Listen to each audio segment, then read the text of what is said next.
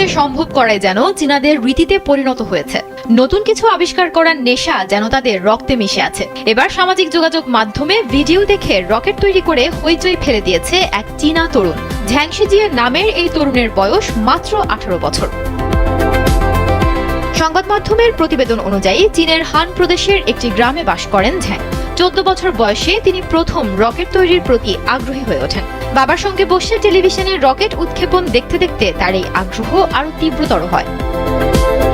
কিন্তু Zhang rocket সম্পর্কে কিছুই জানতেন না, তাই আশ্রয় নেন সামাজিক যোগাযোগ মাধ্যমের। বোনের কাছ থেকে একটি পুরনো ল্যাপটপ নিয়ে সেটি ঠিকঠাক করে বিভিন্ন বৈজ্ঞানিক উদ্ভাবন খুঁজতে শুরু করেন তিনি।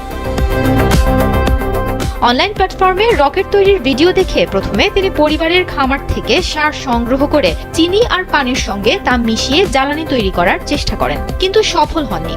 এরপর স্কুলে শেখা ফিল্ট্রেশন পদ্ধতি কাজে লাগিয়ে তিনি বিশুদ্ধ জ্বালানি তৈরি করতে সক্ষম হন। প্রথমে পিভিসি টিউব ও সিমেন্ট দিয়ে বানানো ইঞ্জিন ব্যর্থ হলেও থামেননি তিনি, বরং 3D মডেলিং শিখে নববর্ষের উপহারের টাকায় পুরনো একটি 3D প্রিন্টার কিনে ফেলেন। এরপর 2023 সালের জুন মাসে রকেট বানাতে সক্ষম হন ঝ্যাং।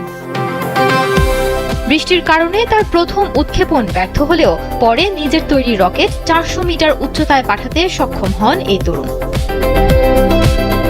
ঝ্যাংয়ের এই প্রচেষ্টায় তার স্কুল তাকে 60,000 টাকা সহ সর্বাত্মক সমর্থন দিয়েছে। সহপাঠীরাও তাকে গবেষণা কাজে সহায়তা করেছে। চীনের প্রথম সারির মহাকাশ গবেষণা প্রতিষ্ঠানগুলোর একটি হলো এরোস্পেস ইউনিভার্সিটি। ইতোমধ্যে ঝ্যাং এই ইউনিভার্সিটির এরোস্পেস ইঞ্জিনিয়ারিং বিভাগে ভর্তি হয়েছেন।